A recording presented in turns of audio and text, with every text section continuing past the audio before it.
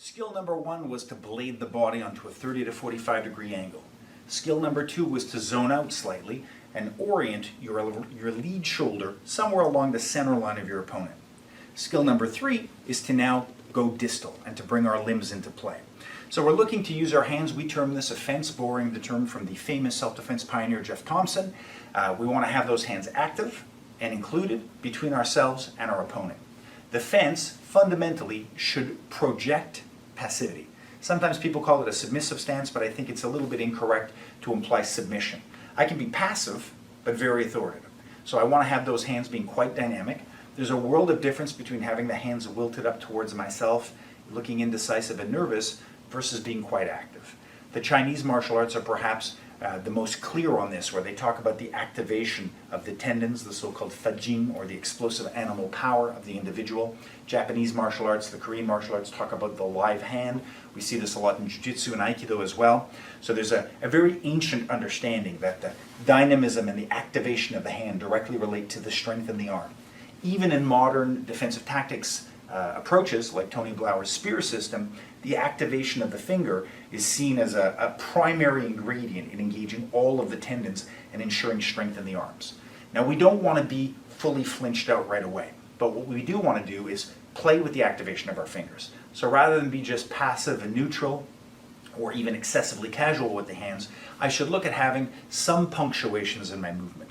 So a very good thing to do when I'm speaking in my daily life is to make sure that I'm using my hands. Some general pointers. Number one, try to avoid pointing. Pointing is generally perceived as being accusational. So when I point to individuals, it can oftentimes make them nervous. If I am a rigid fist finger pointer, then I should try to soften up those hands and keep them somewhat open. Pointing with the rest of the fingers somewhat engaged, so it leaves me in a ready position to continue hitting and doesn't invest excessive tension in my arms. Some people also perceive the inside of the palm as being more threatening, and many approaches discuss the importance of giving directions with the back of the hand to encourage more of a passive projection of energy. A third element, and this is one that I'm intimate with, is the idea of creating frames. In the case of having somebody who's extremely escalated, I can speak and mirror and match their pace, but if I need to bring them in, I will oftentimes make a wider frame around my head as I'm talking, sometimes directing away, but never looking away, always keeping them in my peripheral vision, and then coming back. And these are great tools. What I don't want to do is engage my hands. I try to avoid interlocking my fingers. Rather, I would fold my hands one on top of the other like a traditional bow.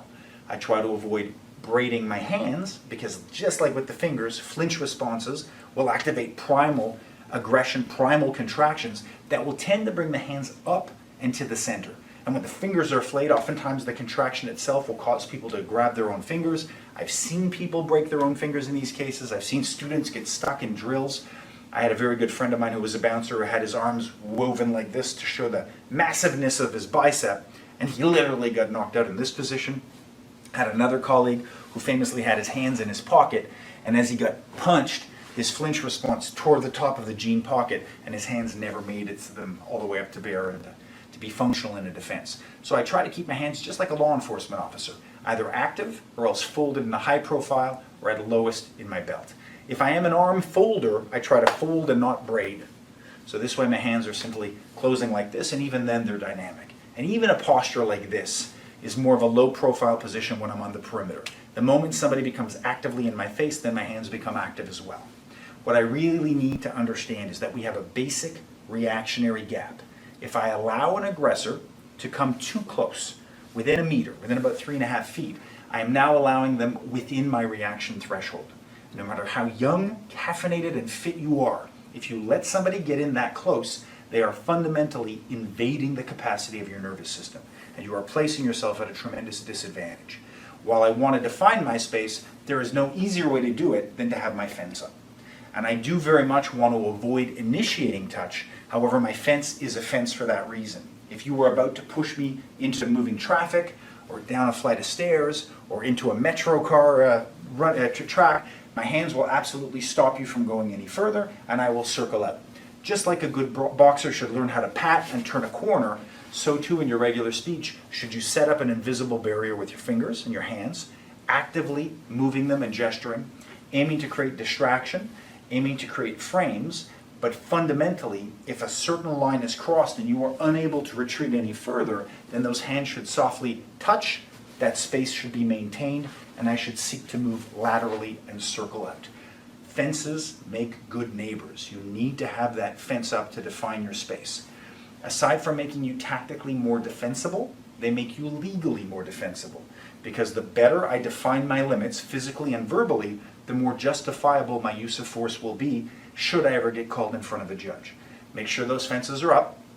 Make sure they're projecting passivity with open palms, but also ready to strike.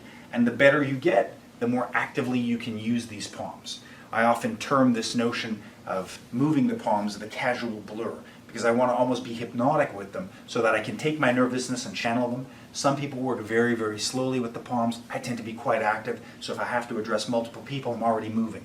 And exactly in the same way that a boxer does not remain fixed, they're always continuously plunging and weaving, so they're in a state of perpetual motion. I too would like to be in a state of perpetual motion with my blading of my body, my zoning, churning my feet very softly, and keeping my fences very active. Because this motion helps me dissipate nervous energy, it helps me define my space, but it also puts me in a very good position should I need to suddenly strike.